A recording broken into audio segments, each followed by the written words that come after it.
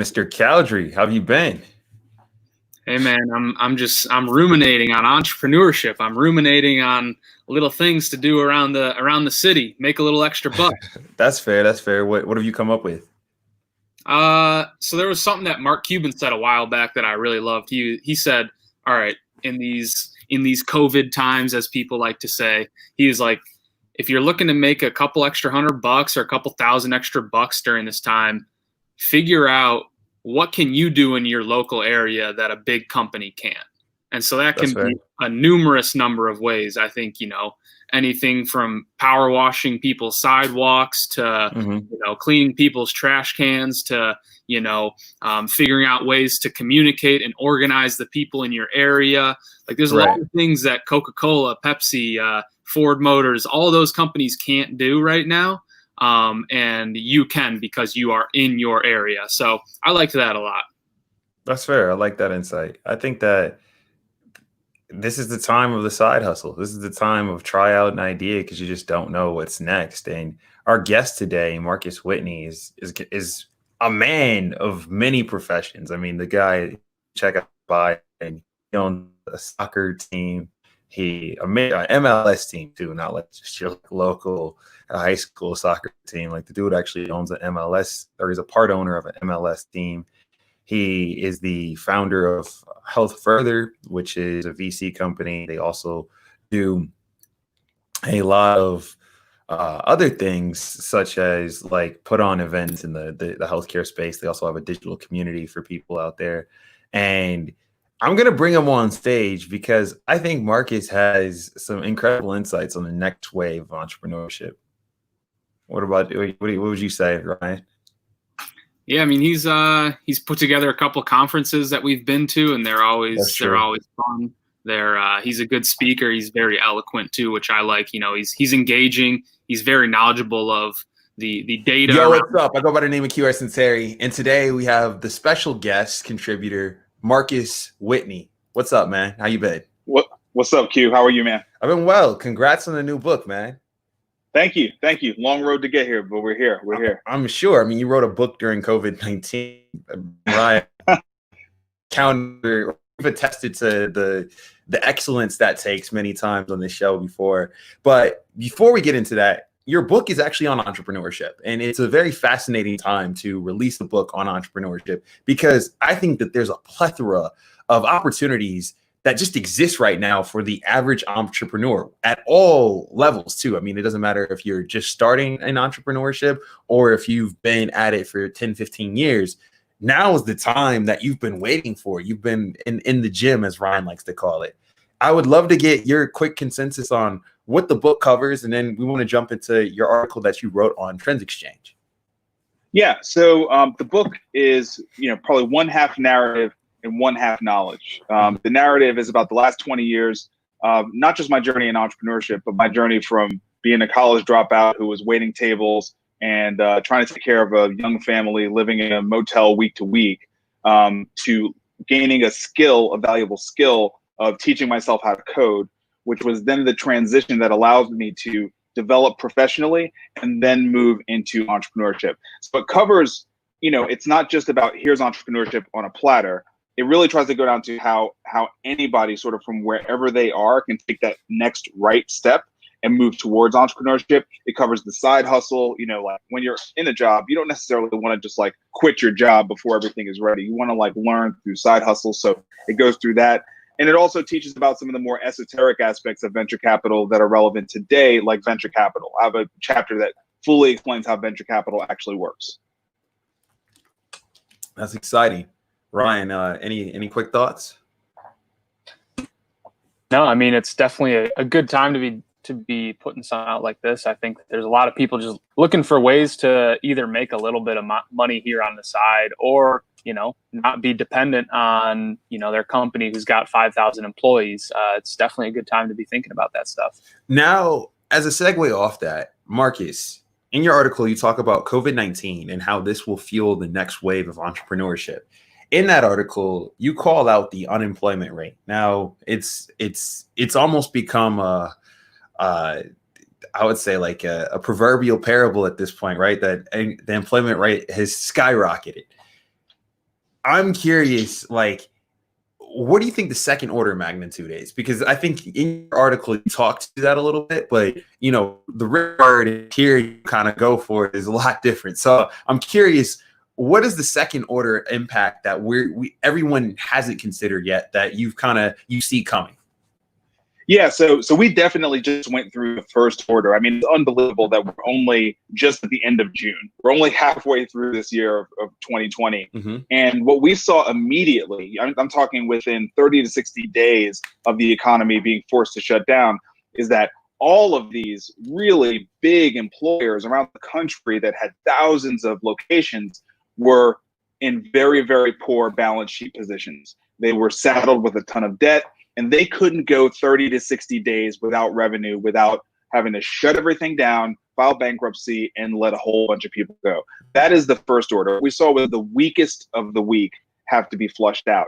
There's another order, right, which is most businesses can't last 120 days without revenue, or without the kind of revenue that they're used to.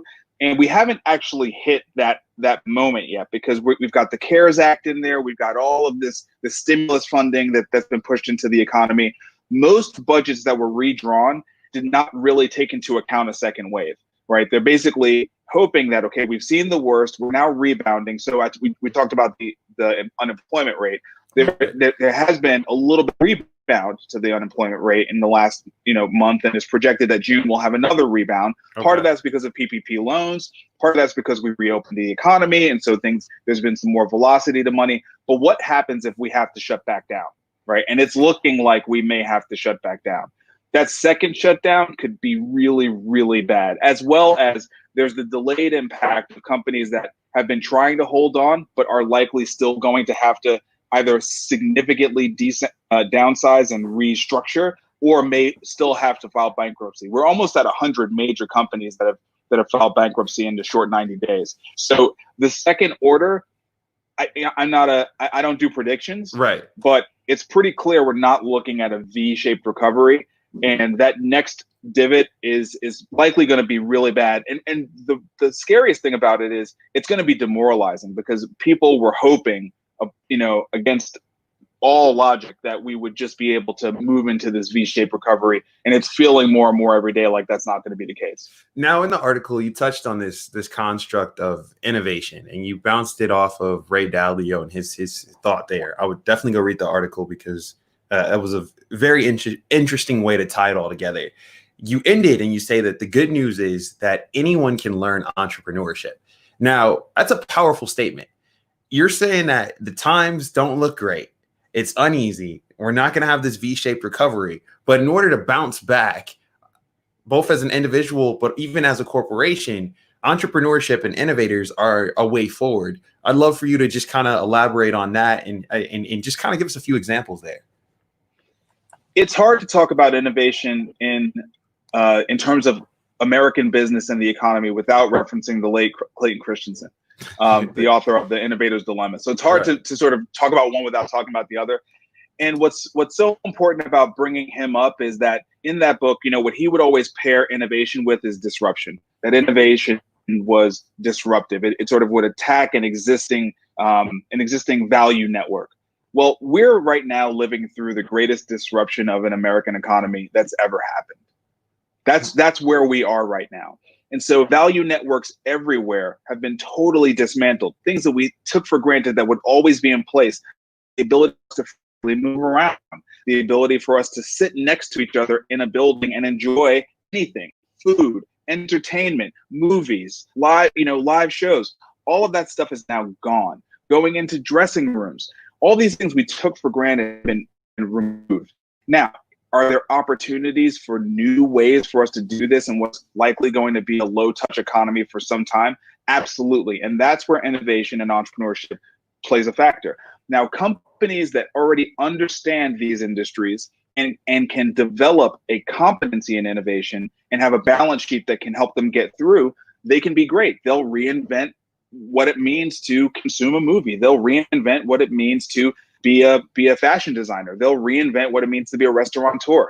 But for those that cannot get that core competency of innovation into their organization, they're going to be stuck trying to rehash that old value network-based business, and the odds are against them, unfortunately. Now, when I referenced the opportunity and the upside in the future, it's that you have these new entrepreneurs where people are in pain, people are looking for solutions, and new entrepreneurs that are brave and aggressive in this moment right now are getting resources that previously they probably wouldn't have gotten. They're getting customers and people to listen that they probably wouldn't have gotten.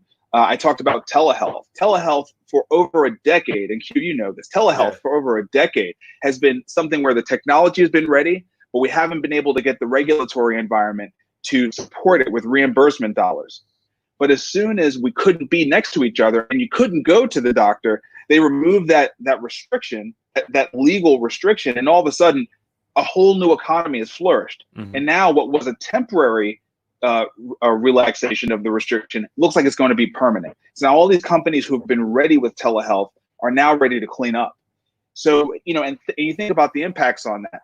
Does it impact the doctor? Maybe. Who does it really impact? Commercial real estate, right? Because people are going to start downsizing that space that they need to be in. So quick question off of that, Marcus, or even Q, if you want to field this. Yeah. So to give a little backstory for this question, I used to live up in Madison, Wisconsin. Mm-hmm. State Street is like the main thoroughfare where everybody goes to shop, hang out on college game days, things like that. And they're predicting that 40% of the businesses on State Street are going to go close indefinitely. And those are like almost all mom and pop shops. They didn't allow a bunch of big box retailers on that street. So they're going to close down. I guess if we're seeing just small businesses and young, small-time entrepreneurs just getting crushed right now, why would we want to encourage people to continue to do that? And what are like the caveats to that? And Marcus, just as a quick parable, State Street would be very comparable to, what is that? There's a street in Nashville where they have all the country bars. Is that what it's called? Broadway. Like Broadway. Yeah, Broadway. Yeah. So it'd be like Broadway. 100% comparable. Okay. Yeah. Yeah. So look, let's just assume that for some period of time we have this low touch economy where we have to keep distancing each other in order to be safe, right? Right. We also we're so lucky, Q. You invited me to watch the Berkshire Hathaway annual meeting. First of all, the fact we were able to watch it online. Yeah. Why were we able to do that? Because we have internet infrastructure that enables us to weather this storm like no other generation would have been able to weather this storm. Can you imagine the economic fallout without the internet right now, without delivery services? Like, this would be incredible. So we're in a time where, yes, these retail stores, maybe 40% of them will go out of business. We're also in a time where Shopify is more robust than ever. That's happening. They're releasing Shopify Balance, which allows you to set up a store and get a bank account and a bank card and create a loyalty program all in one very inexpensive platform. So there are options. Now, it doesn't mean that there's not trauma from the severity of this, that people haven't poured their life into this, and that people aren't going to miss things. But there are options that we have right now. We have this incredible thing called the internet. And the craziest thing about all this is we still have the same amount of money in the economy. We have money, but we printed a whole bunch of it. So it's not like we moved a bunch of money out. The money is just slower. There's velocity to the money anymore. The money is there and it wants to go somewhere. You get what I'm saying? That's a valid point. So who's going to create the value? To build off of that, when you say the money is there, it has to go somewhere. You're seeing more passive investors hop into the stock market right now because they are at home. They have a little bit of cash in their Fidelity or Robinhood account, and they can't go, on the vacation that they would have taken. They can't buy, the luxury goods that they might have picked up at a mall. And you're right, the money has to go somewhere. So I like that perspective. Yeah, absolutely. There's more money in the market today than there was pre-COVID-19. Wait, that's a fact? Yeah, we printed a bunch. Yeah. All right. Yeah, when you say it like that and it's that obvious and it's right in front of you, I just would have never thought about it like that. But you're right. Look, I'm pretty sure one of the two of you got some magic money that appeared in your account. Yeah. I mean, I get it. I didn't. It took me a second. I'm slow. That Ryan will say I was tweaking. Ryan, you got to call me out. Say, Q, you're tweaking. I was tweaking off that one. All right. No. Well, Marcus, Create and Orchestrate. It's your new book. Just came out. It's available today. You've already did the hardest part, which is create the book. But yes, I don't know if it's just by chance or happenstance that you magically had a book during I guess one of the best times for entrepreneurship, or this just kind of happened and it was inevitable that you were going to release this book at this date, and this is just where the world's at. How are you taking advantage of these times that you've outlined during right now? I don't like calling them COVID-19 times because I feel like it's kind of dystopian, but like just these the world that we live these days. Yeah, these days. Yeah. So, the timing of the book is luck at the end of the day, and it's the kind of luck that I don't even like to refer to because so many people are struggling right now. So I'll just say, I feel like the book has the potential to help a lot of people in this very, very difficult time, and I'm grateful that I can contribute to that. In terms of what have I been doing in this time, I've been like most other people. I've been on lockdown. I've been in my house, and I've spent this time really trying to get to a level of mastery from a competency and a capacity perspective on content creation. It's something I've been passionate about for years. I started a podcast last January, so I'm a year and a half into my podcast process. But the main thing I did was I set up my house to this room to be able to do live streams. So I just said, I'm just going to do a daily live stream show, appointment viewing every weekday, Monday through Friday at 12 Central. And then I had to learn how to do it. So, I had to get the equipment to do it. I had to fumble. I had to deal with terrible internet and actually get, a direct fiber line into my room so I could stop cutting out all the time. I had to learn about audio exporting, all those things. Now it's sort of secondhand nature, and it's a really, really valuable skill that I've picked up. But that's just one of the things that I've been doing. I've been learning a lot about e-commerce, been focusing a lot on that. I actually went back and started teaching myself some code again, because I think it's just useful. It's useful to understand how technology works, and so I've sort of dug back into that. I've been doing a lot of writing, a lot of just thinking about maybe what the next book might be. I've been trying to be creative. I've been trying to use this time to retool my skills and think about what's going to be valuable in the next version of the world that we're moving towards. In our weekly meetings, me and Ryan, we usually talk about how are we staying sane. And Ryan a few weeks ago had this parable where he said creativity is the killer of boredom. And right now you're confirming that for me, where you're just like, yo, I'm going around and just creating my space, even though it's in four walls. That's it, man. I mean, when you are creating, I mean, it's why create is the first word of my book. It's the prominent word on the cover. I know this is a book about entrepreneurship.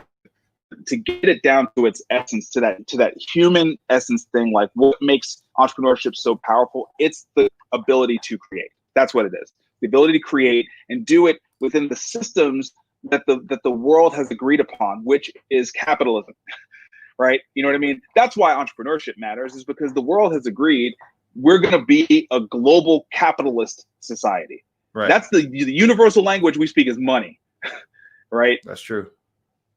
Well, Marcus, it's been a pleasure. Unfortunately, our live stream's got to end right now. But with that being said, I do have your Amazon pulled up. Everyone should go type in Create and Orchestrate on Amazon.com.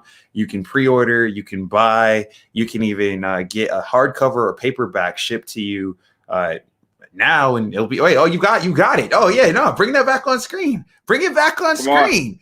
Create and Orchestrate. I don't even have my copy yet. I got the digital version. It's like two on my face, Yeah. I mean, it's got my face on the cover, That's so fire. you can't miss it. Yo, where's the hardcover at though? I'm more excited for the hardcover. I'm waiting for the hardcover. Or you're waiting on it. Okay. I mean, Amazon's got them, but I don't have them. See, that's COVID-19, man. COVID-19 got these printers all backed up. They're only doing Amazon stuff. I could see, because I was like, yo, when you sent me the link at first, I was like, yo, he's got a hardcover. Like usually you see everybody, they come out with their little Create Space, and they I'm not knocking the hustle at all, but they come out, Create Space don't give you that nice hardcover unless you pay that premium, and no one pays that premium.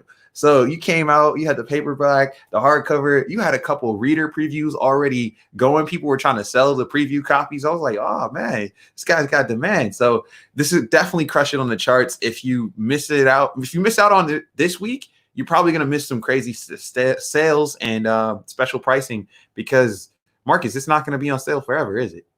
1 week. One week. The Kindle special is 1 week only, 99 cents. And I decided that when I knew I was still going to do it with everything going on in these days, I was just like, for 1 week, we're going to make this thing as cheap as Amazon will let me do it, available for everybody. And for the people that let's say they don't have a 99 cents, how could they get the book? Because I know you're not a guy. I know you're not a guy where you're going to hold it back for 99 No. cents.